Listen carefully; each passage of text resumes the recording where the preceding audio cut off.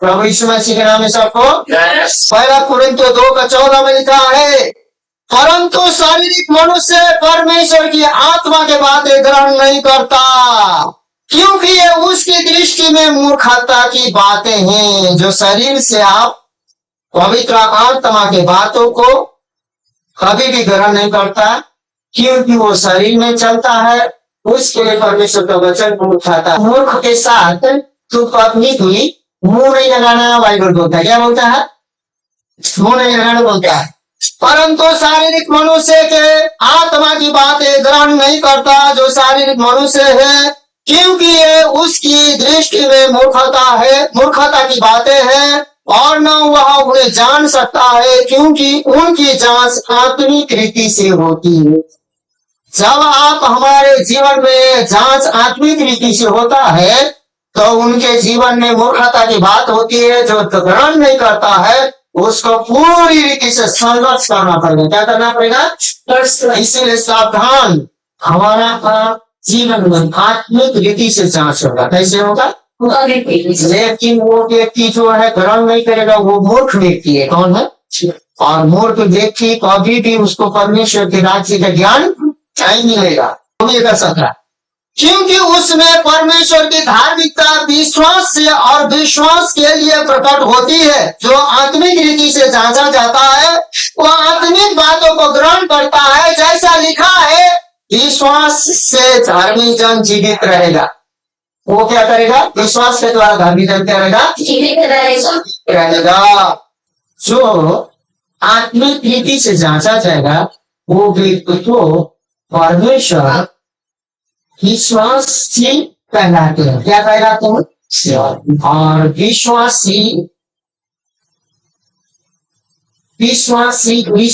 के कारण धर्मी जन ठहरेगा। कैसे धर्मी जन ठहरेगा? वो खुशी दान देने के कारण, बाइबल पढ़ने के कारण, लंबा प्रार्थना करने के कारण, दर्शन देखने के कारण नहीं। वो पहले तो आत्मा से जांचा जाएगा, दूसरा में वो जन है।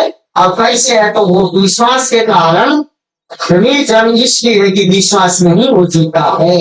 इसीलिए विश्वास में जिए, परमेश्वर आपके जीवन में बड़ा काम करेगा। लेकिन वो बड़ा काम न करे और वो बड़ा काम रुक जाए, बोलते शैतान बहुत हमारे जीवन में छटपट करवा देता है। इसलिए आदास लीजिएगा, ये छटपटी से आने वाले दिन में हम बदनाम न हो, आने वाले दिन में कहीं हमारा जीवन विकल्प न हो, आने वाले दिन में भावना में कहीं रिक्स लेकर आगे कुछ करें, ऐसा न हो। गलत 3:11। और यह बात प्रकट है कि व्यवस्था के द्वारा परमेश्वर के यहाँ कोई धर्मी नहीं ठहरता।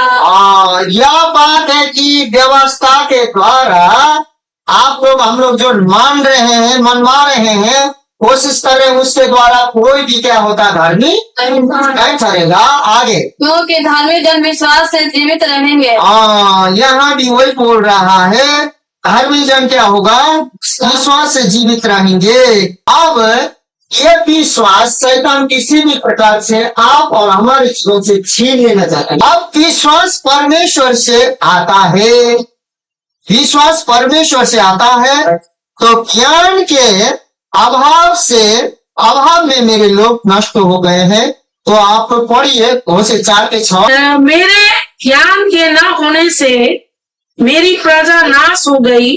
तूने मेरे ज्ञान को तुच्छ जाना है, इसीलिए मैं तुझे अपना याजक कहने के अयोग्य ठहराऊंगा। इसीलिए तूने अपने परमेश्वर की व्यवस्था को त्याग दिया है।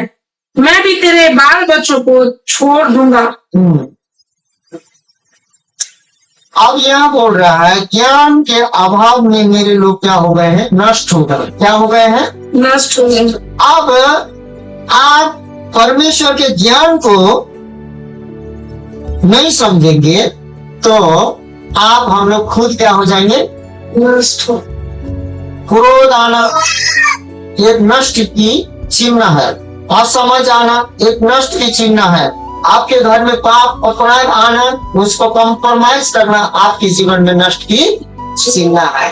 क्योंकि ऐसा कोई बात नहीं है कि जो छिपाया गया हो, अंधकार में जो छिपाया गया हो, जो प्रभु यीशु मसीह प्रकट न करे, कोई ऐसा बात नहीं है जो ढाका गया हो, जो परमेश्वर यीशु मसीह बोलना है ना। तो इसलिए बोलता मेरे ज्ञान न होने से मेरी प्रजा नाश हो गई, तूने मेरे ज्ञान को तुच्छ सा जाना है। परमेश्वर के ज्ञान को हम लोग तुच्छ सा जानते हैं तो हम क्या हो जाते हैं, नाश हो जाते हैं। इसलिए तूने अपने परमेश्वर की व्यवस्था को त्याग दिया है, मैं भी तेरे बाल बच्चों को छोड़ दूंगा। अब देखिए आज शैतान का क्या प्लान है मेरे प्रियो, थोड़ा आप समझ लीजिए। वो जितना भी हो परमेश्वर के विरोध में हमें खड़ा करवाने चाहता है। कि किसके विरोध में? परमेश्वर के विरोध। आप किसी भाई बहन के विरोध में बात नहीं कर रहे, किसी भाई बहन के विरोध में बात क्यों? पता है ये भाई बहन का जो सिर है कौन है? परमेश्वर। और हम लोग किसके देहा है? यीशु। तो आप सीधा यीशु मसीह के देह में भाला छुरी घोप रहे हैं और आपको ये जता रहे हैं, हम ये जता रहे हैं यीशु मसीह को कुछ भी यीशु मसीह को कुछ भी मालूम नहीं है, ये जता रहे हैं। लेकिन यीशु मसीह सर्वज्ञानी है। तो आपको कभी कभी परमेश्वर जांचने के लिए तो उसके बाद में जांचने के लिए छोड़ देता, तो उस समय यदि जांच में आप परमेश्वर का जो बोले हुए वचन के शब्द में ठीक नहीं रह पाए, ठीक नहीं पाए, तो अभी तो सबसे पहले आपको याजक पद से हटा देने बोले। तो नया नियम में यीशु मसीह जब मरा, सिर उठा, स्वर्ग गया, उसने हरेक को राज पुजारी ठहरा दिया। क्या करा दिया? हरेक को राज। अब राज पुजारी याजक क्या है? तो जितने भी याजक लोग क्या करते थे, बलिदान चढ़ाते थे। तो अभी यहाँ पर आके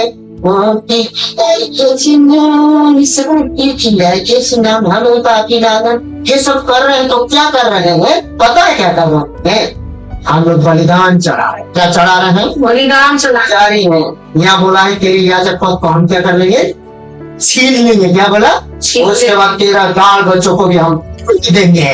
कहने का मतलब यह है अभी हम चुप जाएंगे तो हमारा सारा आने वाला दिन का जो खानदान है, हजारों फुट का है, सारा ले जाने का शैतान का प्लान है। तो शैतान का प्लान को कौन नहीं चाहता?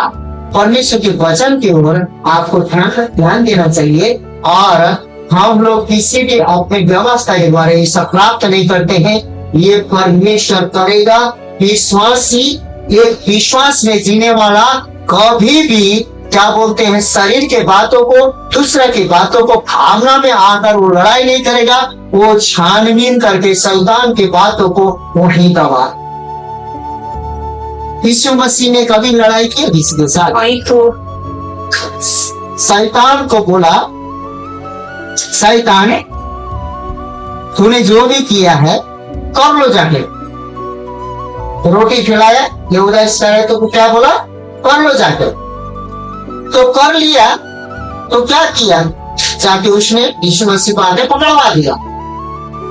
यीशु मसीह को आगे पकड़वा दिया, यीशु मसीह को छोड़कर वो चला गया। चूम लिया यीशु मसीह को। उसके बाद अभिवादन, चूमने का मतलब यहूदी में लास्ट विदावारी था। क्या था?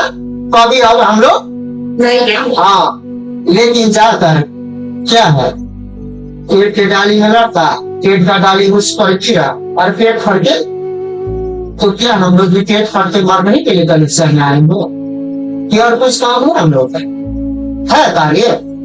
तो इसलिए अज्ञानता के कारण मेरी प्रजा बंधुआई में जाती है। यशायाह 5:13 में भी कहता है, इसलिए अज्ञानता के कारण मेरी प्रजा बंधुआई में जाती है। उसके प्रतिष्ठित पुरुष भूखे मरते हैं और साधारण लोग प्यास से व्याकुल होते हैं। हम लोग बंधुआई में शैतान के चंगुल में क्यों जाते हैं? हम अविश्वास के कारण जाते हैं। हमको चुने हुए लोग चाहिए जो राज्य के लिए इस्तेमाल हो, क्योंकि परमेश्वर ने हमारा मोल 2000 साल पहले ही है 3 चीजों पर विजय पाया है, मृत्यु पर, शैतान पर, पाप पर। तो आप न तो पाप के भागी हैं, न तो मृत्यु के भागी हैं, न तो शैतान के भागी हैं। आप हैं तो परमेश्वर के हैं। हालेलुया। मुझे विश्वास है जहाँ पर अच्छा हो रहा वहाँ बुरा भी होगा, जहाँ पर क्या बोलते हैं शांति है वहाँ लड़ाई भी होगा, जहाँ पर जीवन है वहाँ मृत्यु भी मंडराएगा, लेकिन शांति का जीत होगा, जीवन का जीत होगा, क्योंकि मार्ग सत्य जीवन पुनरुत्थान यीशु है। तू विश्वास करेगा करेगी तो परमेश्वर के महिमा को देखेगा और देखोगी। हालेलुया। विश्वास करेगा करोगी तो महिमा को देखोगी। इसीलिए एलिया भी अकेले था, उस समय रात की बात थी, जो वचन जो समझे, एलिया भी अकेला था, लेकिन 450 बाल के देवता और 400 अशेरा देवी के पुजारी से अकेला टकराया और विजय भी पाया। ये लड़ाई यहोवा ने की, यहोवा ने विजय दिया और उसको विश्वास था। पहले यहोवा का सुना, उसके बाद विश्वास किया और जैसा विश्वास किया ऐसा ही काम भी किया। इसीलिए यही बात है मेरे प्रियो, इसलिए बोलता है परमेश्वर और हमारे प्रभु यीशु की पहचान के द्वारा अनुग्रह और शांति तुम्हें बहुत सहाय से बढ़ती जाए, क्योंकि उसके परमेश्वरीय सामर्थ्य ने सब कुछ जो जीवन और भक्ति से संबंध रखता है हमें उसी की पहचान के द्वारा किया है, जिसने हमें अपनी ही महिमा और सद्गुण के अनुसार बुलाया है, पतरस के अनुसार। इसलिए परमेश्वर और हमारे प्रभु यीशु की पहचान के द्वारा हमें चलना है और ये अनुग्रह और शांति हमने आप में बहुतायत से बढ़ती जाती है जब पहचान के द्वारा अनुग्रह से जब चलेंगे, क्योंकि उसके ईश्वरीय जो सामर्थ्य है सब कुछ और जीवन और भक्ति से संबंध रखता है, उसमें जीवन है और भक्ति है, उसमें कोई भी गड़बड़ नहीं है।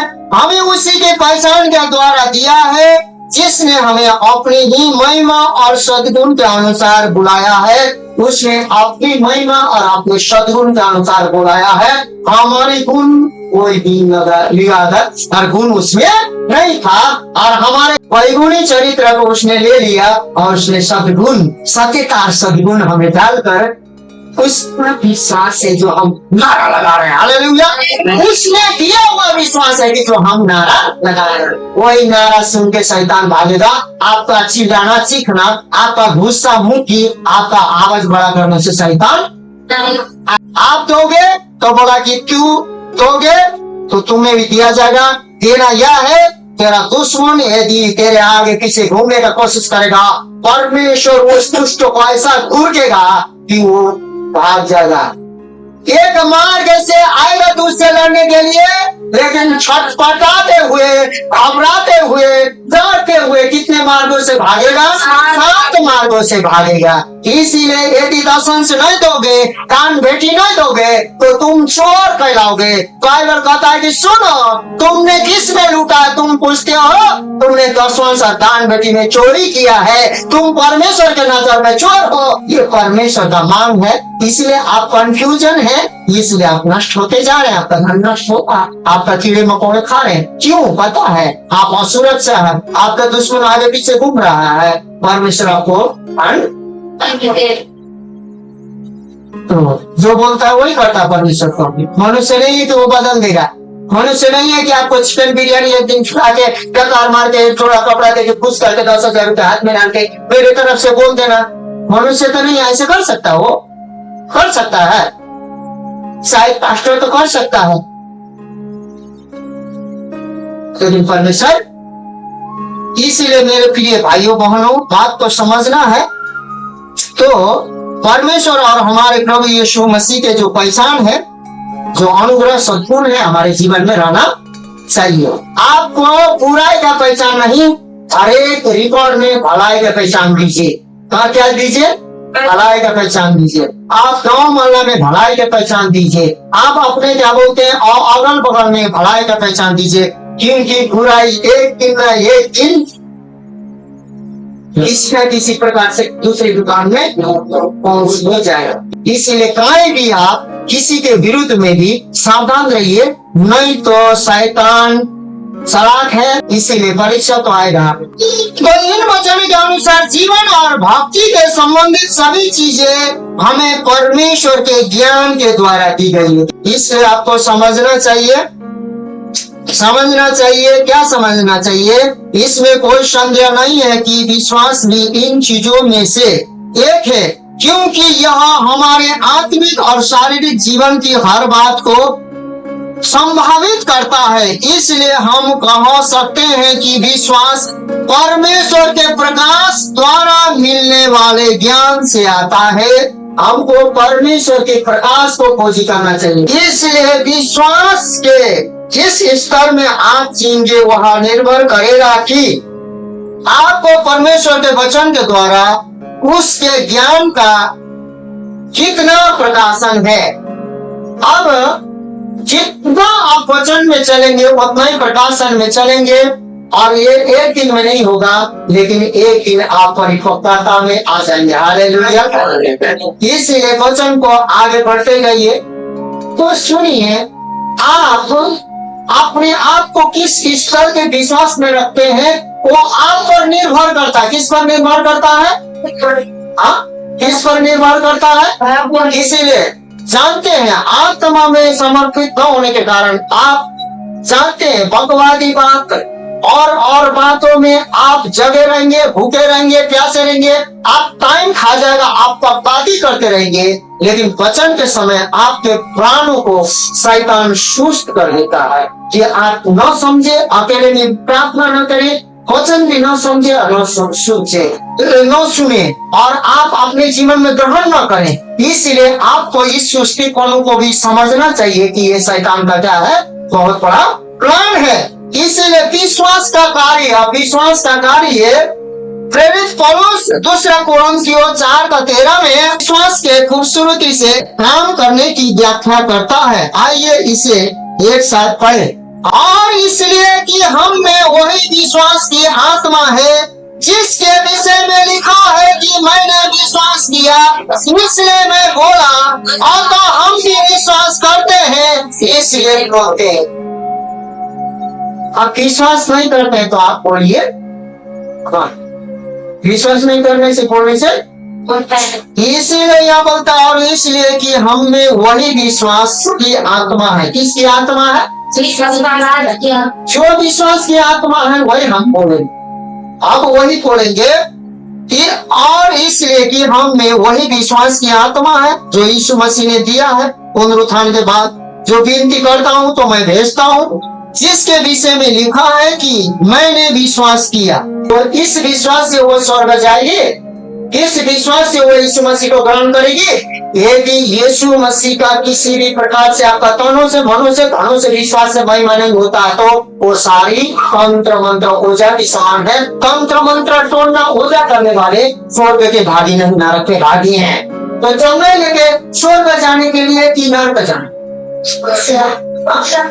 हम स्वर्ग की प्रचार कर रहे हैं, हम चंगाई की प्रचार नहीं, क्योंकि चंगाई मेरे पास नहीं, प्रभु के पास है। हम प्रार्थना करते हैं तो वो देता है। तो उस चंगाई के घमंड हमारे जीवन में नहीं होना चाहिए, क्योंकि एक समय था सारे बातों को लेते हुए आप आगे बढ़ते, वचन में, संपन्नता में, विश्वास में। वही विश्वास आज आपको शैतान छीन के ले गया है। तो आप वापस पा सकते हैं, लेकिन शैतान उसको वापस लेने के लिए आपको स्थिर होने के लिए नहीं देगा। इसीलिए तो यशायाह के पुस्तक में क्या कहा? सुनो मैं तेरा परमेश्वर हूँ, तो दाएं बाएं मत ताक, तू मेरी ओर देख। क्या बोला?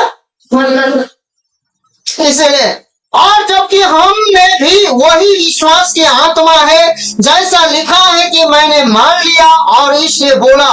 हम भी मान लेते हैं और इसलिए हम लोग क्या है, बोलते हैं। हमारे अंदर वो विश्वास की आत्मा क्या है?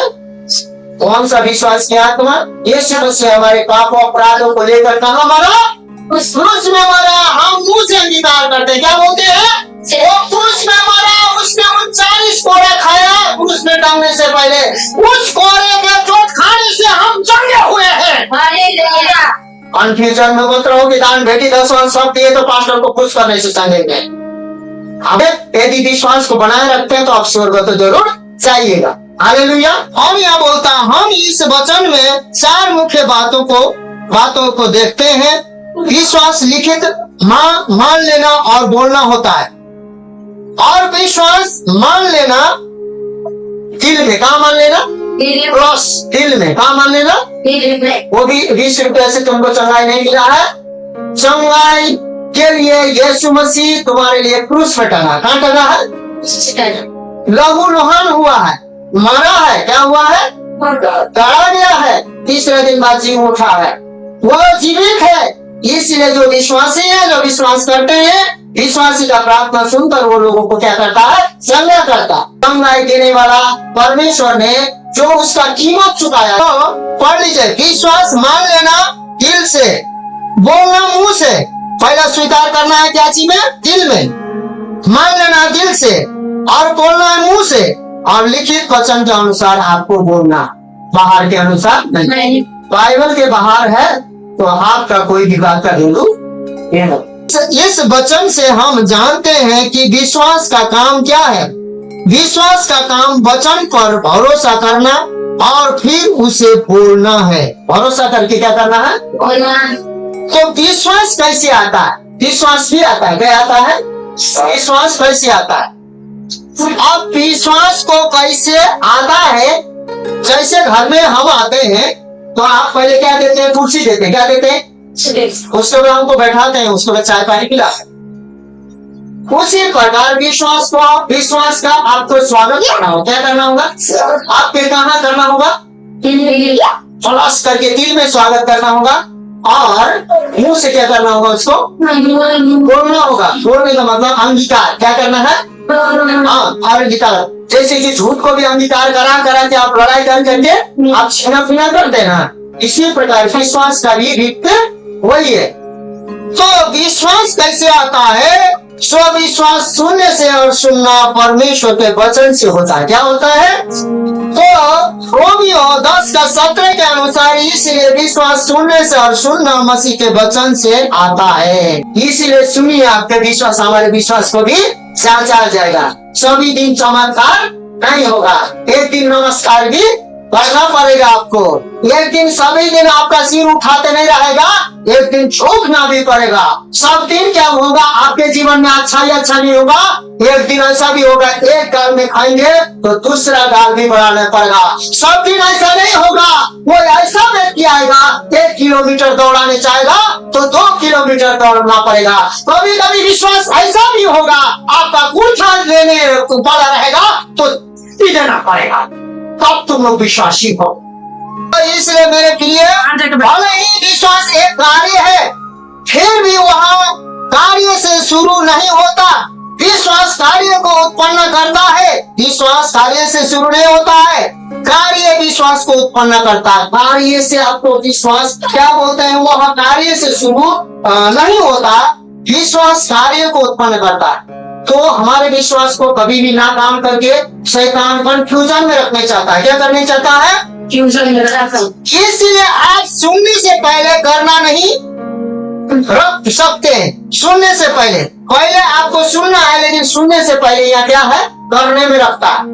आपको कोई भी आएगा कि ये लकवा के या लंगड़ा के या ब्रेन हेमरेज या तो टीबी या कैंसर या एड्स या मेरा ये ठीक होगा तो हम विश्वास करेंगे, प्रार्थना कर दो बोल के आप कार्य के लिए कार्य को दिखाओ, तब हम विश्वास करेंगे और हर परिवार यीशु को मान लेंगे बोल के प्रार्थना करने के लिए आएगा तो आप प्रार्थना कीजिएगा, लेकिन विश्वास नहीं कीजिएगा कि वो परिवार आएगा, क्योंकि वो पहले कार्य को देखने चाहता है। लेकिन विश्वास कार्य में नहीं, सुनने से आता है। पहले काम खोजे तो विश्वास करेंगे, क्या गारंटी है? ठीक है, कल तुम मर जाओगे, वो लकवा से, रोगी से पहले, कैंसर, टीबी से पहले, तो तेरा परिवार का एक्सीडेंट होकर मर जाएगा, तो तीसरे दिन तुम्हारा वादा कर। इसीलिए मनुष्य पर भरोसा करना क्या है? परमेश्वर पर भरोसा करना अच्छी बात है, मनुष्य। इसीलिए ऐसा कार्य होगा, वो भी विश्वास में आके वो भी मर गई, वो भी सड़ गई, वो भी सड़ गया, वो भी मर गया, आपको चिंता करने की जरूरत नहीं। यीशु मसीह परमेश्वर के योजना में है और हम लोग परमेश्वर के योजना में। हालेलुया। इसीलिए आप सुनने से पहले करना नहीं रख सकते। विश्वास की शुरुआत वचन सुनने से होती है और वचन के लगातार सुनने से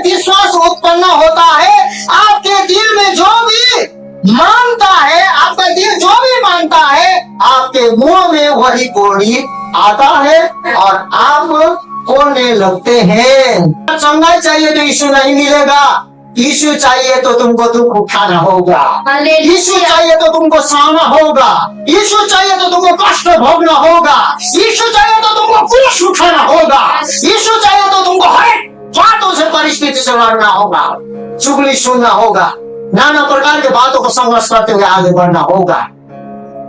तुमको यीशु चाहिए तो ज्ञान बुद्धि सीखना होगा। यीशु बिना तुम स्वर्ग नहीं जा सकते हो। यीशु बिना तुम्हारा जीवन व्यर्थ है। यीशु तुमको सब कुछ देता है, पहले यीशु को खोजो।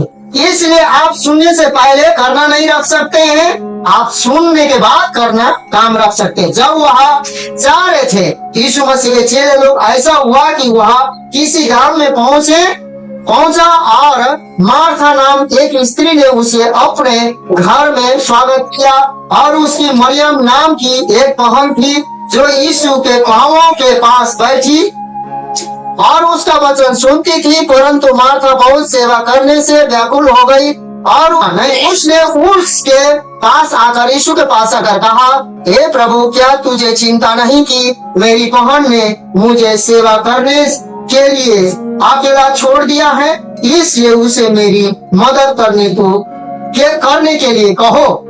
ये लाजरस की दोनों बहन है। तो लाजरस मरा था, तो ये लोग, बाइबल कहता है कि ये लोग अनाथ थे। क्या थे? अनाथ। विधवा और अनाथों का परमेश्वर क्या करेगा? लेकिन उस छुट्टी को शैतान क्या करने चाहता? क्योंकि और ने बोला परमेश्वर ने दिया, परमेश्वर ने लिया। आने वाले दिन में उसको दो भाग मिला ना। तो अब यहीं पर जांच होगा विश्वास से। रोग और बढ़ सकता है, बीमार और बढ़ सकता है, बिना की हालत और बढ़ सकता है, लेकिन हालेलुया कहिए। परमेश्वर ने पहले नहीं दिया था, परमेश्वर ने लिया है। परमेश्वर 2 गुना देगा, बोलोगे तो 4 गुना मिलेगा। ये क्या थे? अनाथ थे। इसके घर में गए थे। उसके बाद में मार्था और मरियम क्या करने लगे? सारा जैसे यीशु मसीह जाते थे उसके घर में लोग जमा होते थे, संगाई होने के लिए, छुटकारा होने के लिए, नाना प्रकार का। तो वो गई क्या है, सब आ रहे हैं, पूरा खाना बना रही है। उसके बाद में उसे करके इतना भोजन देने के लिए बना रही है। उसके बाद में क्या है, मरियम जो है उसके यीशु मसीह के पांव में बैठी क्या कर रही है? वचन सुन रही है। आप जानते हैं जरा काम दिखाएगा ना, काम वाला विश्वास, तो आपके पास शिकायत होगा। तो यहाँ पर उसके पांव में बैठी थी, तो माथा को शिकायत आया कि हे यीशु मसीह, मैं मर के यहाँ सेवकाई कर रहा हूँ, मर के प्रार्थना कर रहा हूँ, मर के अन्य भाषा बोल रहा हूँ, मर के आराधना कर रहा हूँ, मर के खाना पका के इतना दे रहा हूँ, इतना खिलाया, इतना पिलाया, इतना कर रहा हूँ, लेकिन यीशु के चरण में यीशु के जवाब में पता होता, ये मार्था क्या बोलता? बहुत सी बातों का चिंता करती है। हाँ, तो ये सारे चिंता क्यों करती है? सारा चिंता का समाधान तेरी बहन ले क्या कर रही है? इसे सुन रही है। विश्वास कार्य में नहीं होता, सुनने में होता। अब सुनेगी वो परमेश्वर से मांगेगी, उसको मिलेगा। क्यों? करते हड्डी हो जाएगी, उसके बाद करते एक दिन दुखी हो जाएगी, एक दिन तेरा ताकत उड़ेगा, उसे घिसरते उसके बाद इतना घमंड आ जाएगा कि खाना ला के देगा तो नहीं खाएगी, उसे घिसरते पानी पीने जाएगी, उसके बाद पानी भी ना पी पाएगी, एक दिन सटक जाएगा। परमेश्वर ऐसा ही बोल रहा था। क्या बोल रहा था? तो ऐसा कौन होने चाहता है जो काम के कारण विश्वास दिखाए? इसलिए यहाँ पर बोलता है, फिर जब ये जा रहे थे तो वहाँ पर यीशु मसीह जो मार्था मरियम के घर में जो नामक है ठहरते हैं, तो वह प्रभु के पांव के पास है। मरियम बैठती है, बैठकर उसका वचन सुनती है थी। परंतु मार्था सेवा करते करते घबरा गई। आप जब सेवा करते करते आप परेशान होते होते करेंगे तो आपके जीवन में घबराहट रहेगा। क्या रहेगा? घबराहट का इलाज। तो आज घबराहट लेने चाहेंगे कि सुनकर परमेश्वर के पाँव में बैठने चाहेंगे? विश्वास कर, आज बहुत से कलीसिया मंडली घबराहट में है, बहुत से चर्च घबराहट में है, बहुत से कंफ्यूजन में है। परमेश्वर का वचन हुआ नहीं है, प्रार्थना नहीं है, सब कुछ होते हो किस्मत से होते हो, प्रार्थना नहीं है। और बहुत लोग घबराहट में क्यों है? घबराहट में, हाँ, घबराहट में शैतान काम बिगाड़ सकता है, इसीलिए आपको विश्वास करना चाहिए। तो वहां पर क्या हुआ? वो बहन को सहायता मांगती थी, मंगवा रही थी, लेकिन यीशु ने जवाब में क्या दिया? तू जो कर रही है वो व्यर्थ, क्योंकि तेरी बहन इतना सुन चुकी है कि अब बिना देखे बातों पर भी वो क्या कर सकती है? ले सकती है। सुनिए अब आगे है। अब मरियम यीशु के चरणों में बैठती है और सुनने पर ध्यान केंद्रित करती है, जबकि मार्था कार्य करने पर ध्यान केंद्रित करती है। मार्था की तरह बहुत से विश्वासी प्रभु को सुनने से पहले ही कार्य करने चाहते हैं। हालांकि ज्यादातर लोग ऐसे इसलिए करते हैं क्योंकि वह हर किसी को वैसा ही करते हुए देखते हैं। धर्म के मरे हुए कामों की यहाँ एकदम सही परिभाषा है। ये जो हम लोग जो कर रहे हैं धर्म के काम है, ये अन्य जाति भी कर रहा है। क्या कर रहा है? अन्य जाति सारा धन बेचकर क्या कर रहा है? काम कर रहा है। अन्य जाति अपने सती सावित्री दिखाने के लिए पति मरता है तो अभी भी कितने पत्नी इसी में जिंदा जल गए। लेकिन बाइबल बोला सुनो, तुम सारा जगत को हासिल करोगे तो तुम्हें कोई लाभ नहीं है। अब देखो तुम्हारे पास ऐसा भी है घमंड में अपने सारा जमीन जायदाद देकर प्रभु को दोगे। उसके बाद ऐसा भी है कि दिखाने के लिए तुम अपने शरीर को भी जला दोगे, लेकिन तुम्हारे अंदर प्रेम नहीं है, तुम्हारे अंदर विश्वास नहीं है, तो तुम्हारा धन पैसा रुपया कोई लाभ नहीं है। कहने का मतलब है सब दान पुण्य कर रहे हैं, सब काम वासना से बेविचारी करके एकदम अच्छा से लोग रह रहे हैं, लेकिन वो लोग यीशु को नहीं जानते। क्या नहीं करते हैं? तो यीशु को जानना और समझना सबसे बड़ी बात है। मार्था यीशु को जानती थी, क्या करती थी? लेकिन यीशु को किसने समझा? तो आप आज मरियम की तरह आप अकेले में प्रार्थना कीजिए और आप वचन को सुनिए और मनन कीजिए। विश्वास सिर्फ कार्य करना नहीं है, यह पहले वचन को सुनना, फिर उस पर विश्वास करना और फिर उसको बोलना है। जब मैं सुनने की बात कहता हूं तो मैं किसी सुनाई देने वाली आवाज को सुनने की बात नहीं कर रहा हूं, बल्कि लिखित वचन पर ध्यान देने की बात कर रहा हूं। तो लिखित वचन पर आपको ध्यान देना कितना जरूरी है, जिससे नीति वचन अब यहाँ बोलता है, हे मेरे पुत्र मेरे वचन पर ध्यान धर के सुन। पहला तो परमेश्वर के हाथ में कौन है? पुत्र पुत्री है। क्या है? बेटा बेटी है। पुत्र कहने का मतलब है पुत्री का कोई भेरू नहीं है, नहीं टूटी है, क्योंकि यीशु मसीह के स्वर्ग में पुत्र और पुत्री में कोई फर्क नहीं है। इसलिए है मेरे पुत्र मेरे वचन ध्यान धर के सुन और अपना कान मेरी बातों पर लगा। पहले सुनना है, क्या करना है? ध्यान धर के सुनना है और उसकी बातों पर कान भी लगाना है। इसको अपनी आंखों से ओझल न होने दे, वरन अपने मन में धारण कर। जिसको ये प्राप्त होती है उनके जीवित रहने का और उनके सारे शरीर को चंगा रहने का कारण होती है। जीवित रहना और चंगा रहना आप चाहते हैं ना? तो जीवित रहने चाहते हैं, चंगा रहने चाहते हैं, तो परमेश्वर के वचन को पहले क्या करेंगे? क्योंकि विश्वास सुनने से आता है, सुनना परमेश्वर का वचन से आता है। अब ये क्यों है? तो और यहाँ हृदय के मध्यम में क्योंकि जो उन्हें पाते हैं उनके लिए जीवन है और उनके सारे शरीर को चंगा करने का एक तरीका है। क्या है? तरीका है। इसीलिए मेरे प्रिय भाई बहन, इस बात पर जितना जोर दिया जाए कम है कि परमेश्वर के वचन को सुनना कितना महत्वपूर्ण है। उसके वचन पर ध्यान दें और तब तक मनन करें जब तक कि आप अपने जीवन के हर क्षेत्र में आपके लिए उसकी इच्छा के बारे में पूरी तरह से आश्वस्त न हो जाए। मतलब आश्वस्त न हो जाए, मतलब जब तक आप उसको प्रेम करते रहे, घोषणा करते रहे, जब तक आपके जीवन में देखने में ना आए। हालेलुया।